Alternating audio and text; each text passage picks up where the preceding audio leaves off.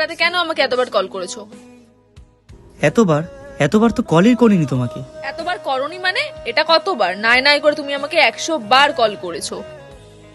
একটা সুস্থ মানুষ কখনো এত রাতে একটা মেয়েকে এতবার কল দেয় না। আরে না না, আমি তোমাকে এতবার কল করিনি। না না, তুমি তো কল করতেই পারো না, আমি তো স্টুপিড না? তোমার এই টক্সিকনেসের জন্যই তোমার সাথে রিলেশনে থাকা যায় না। কিন্তু কিন্তু আমি তোমাকে ছাড়া বাঁচবই না। আমাকে ছাড়া যখন বাঁচবেই না, তাহলে তুমি মরে যাও। তোমার মতো মানুষের মরে যাওয়াই ভালো। আমি মরে গেলে তুমি ভালো থাকবে তো? ঠিক আছে, আজকের পর থেকে তুমি আমার এই মুখটাই দেখতে পারবে না, প্রমিস।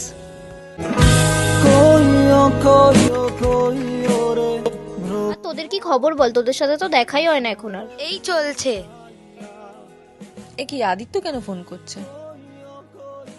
হ্যাঁ বল। হ্যাঁ রূপালি, বলছি ফ্রি আছিস? হ্যাঁ হ্যাঁ বল।